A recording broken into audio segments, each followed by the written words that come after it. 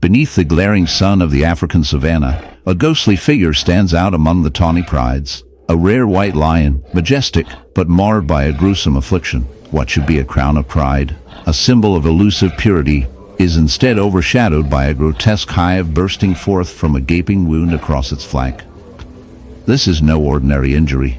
It festers with a buzzing, writhing army of bees, their home intertwined with the rotting flesh of the lion's skin. It is an unsettling spectacle, a living horror story of nature's brutal indifference and unexpected alliances. Imagine the scene: the lion, once a regal king, now reluctantly bears a hive that pulses with life not its own. A pulsating mass of wax and venom. The stench of decay mingles with the sharp, acrid smell of bee venom.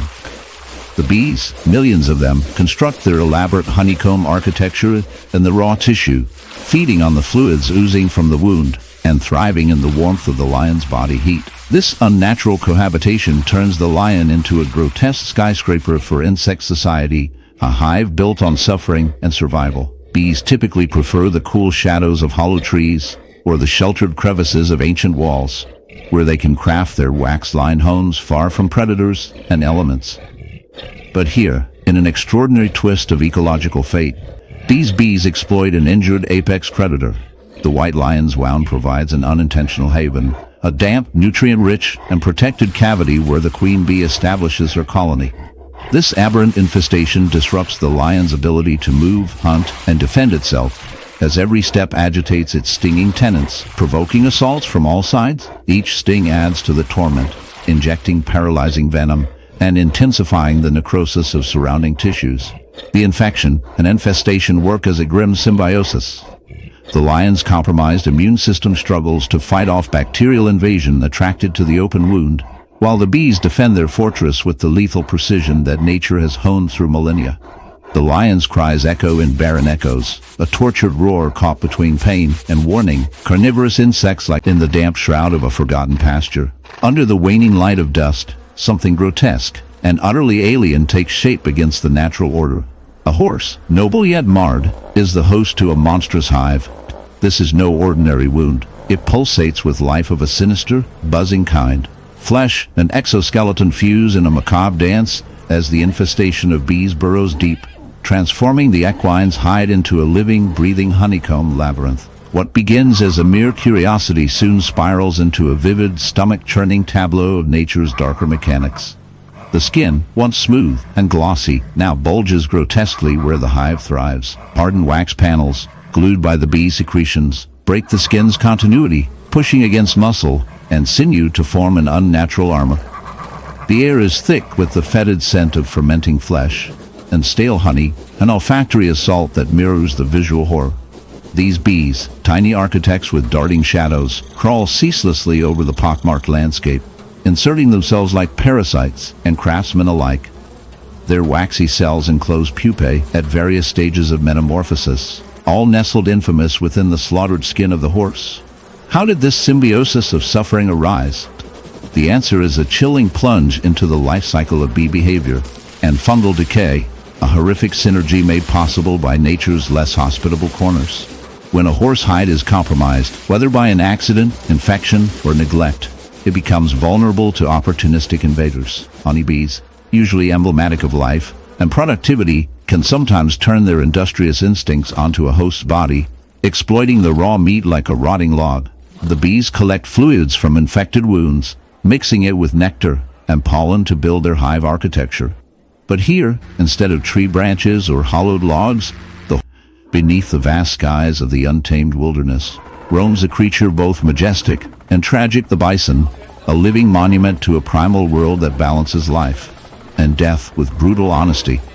But among the rolling plains today, we encounter a scene so grotesque it gnaws at the edges of our comfort.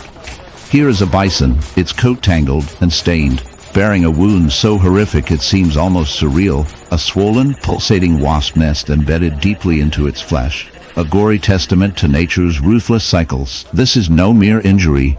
It is a grotesque theater of infestation, where hundreds of wasps have taken up residence, their bodies writhing and buzzing in ceaseless, hungry frenzy. What unfolds is a grim spectacle that challenges the very notion of survival, exposing the dark and often invisible wounds of the wild. The wasp nest is a swollen, festering mass, encrusted with scar tissue and oozing pus. Its honeycomb cells filled not with honey, but with the tiny, deadly architects of decay. These wasps are not just passive parasites, they are aggressive invaders. They build their nests by excavating further into the bison's flesh, injecting venom that both numbs and deteriorates the tissue, ensuring a constant supply of raw material. The wasps feast on the host's blood and slowly wear down the bison's defenses. Around the edges, swollen nodules of infected flesh glisten in the sun. Each puncture a miniature wound channeling death's slow whisper. The sight is repellent, yet it demands scientific respect. A grim reminder of the complex interdependencies and cruelties that sculpt ecosystems. As the bison struggles to swat away its tormentors, a dance of survival unfolds puncture. In the quiet, unassuming stretches of pasture, where life's simplicity masks the brutal calculus of nature, there lies a scene so grotesque it almost defies belief. Meet the sheep, a creature once emblematic of pastoral innocence, now bearing a wound so horrific it blurs the line between reality and nightmare. This wound is no ordinary injury. It is a teeming hive of bees, an infestation that twists the very flesh and spirit of the animal into a living, buzzing horror. The hive, swollen and angry, grows grotesquely across the sheep's skin, crusted with a sticky mixture of honey, pus, and decaying tissue. The bees, industrious and unforgiving, continue their work, drilling honeycombs into the exposed muscle, creating a macabre tapestry of nature's indifference and the stark cruelty that lies beneath the surface of innocent life. This infestation is a vital, if repellent, entry into understanding the dark symbiosis between bees and their unintentional host. Bees, these masters of the air and architects of the hive, normally build their golden palaces in the safety of hollow trees or crafted boxes. But when guided by desperation or instinct, and perhaps the faint scent of disease or infection, they sometimes invade living flesh, turning a sheep's wound into a colony thriving on decay. The hive structure expands through tissue, weaving cells filled not only with honey and larvae but mingled with the sheep's own blood and raw nerve endings, creating an intricate but horrifying ecosystem. As the bees consume what the wound offers, their aggressive swarming and comb construction exacerbate. Beneath the icy veil of the Arctic lies a tale both grotesque and fascinating, hidden in the shattered armor of a solitary polar bear. This colossal beast, once a mighty sentinel of the frozen wilderness, now bears a dreadful mosaic across its flesh, a honeycomb wound riddled with pits and caverns that tell a silent story of decay and endurance. The wound is not a natural scar from a fight or an old injury. It looks almost unnatural, as if the flesh had been eaten away by a swarm of tiny, ruthless invaders. This macabre lattice of injury punctures the thick white fur, revealing a raw and pulsating landscape beneath, a grim reminder that even the kings of the Arctic are not immune to the merciless forces of nature. This honeycomb wound is more than a disfigurement. It is a breeding ground for a dark infestation. Upon closer examination, the source of this slow destruction emerges. Barnacles, those crusty little barnyard dwellers of the sea, have taken refuge on the polar bear's skin, usually known for colonizing shits and rocks. These barnacles have found a way to cling to the raw flesh of in the shadowed expanse of the Australian outback. Hidden beneath the sunburned brush and desiccated earth lurks a grotesque tableau of nature's cruel indifference. A kangaroo, burdened by a wound so horrific it could unsettle the most hardened observer. This is no ordinary injury. From its mottled skin, a sickly yellowish structure emerges, pulsating with a grotesque life force. A beehive, swollen and festering. The insects creak and hum within, their black and yellow striped bodies an ominous contrast against the raw, damaged flesh of their unintended host. As you gaze closer, the revolting spectacle unfolds, a living, buzzing necropolis where insects thrive amid flesh and decay, turning this marsupial into a grotesque monument to infestation. This visceral wound is the result of a relentless occupation by thousands of stinging tenants. The hive has burrowed deeper over time, the kangaroo's skin stretched taut and broken, nursing cavities where larvae squirm and adult bees take shelter.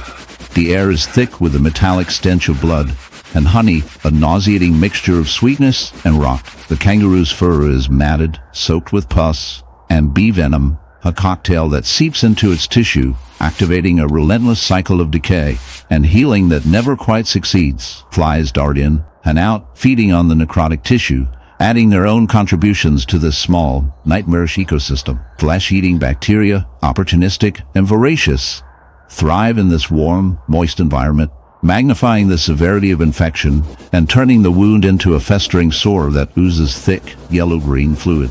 The bees themselves are caught in a bizarre paradox of survival. Normally, their existence is a dance with flowers, and the sun, a harmonious gathering of nectar and the art of pollination. But this hive, grotesquely implanted in living flesh, has turned their natural purpose upside down. They consume and protect a home that is simultaneously grotesque and yet vital to their survival. The bees display a disturbing tenacity, biting and stinging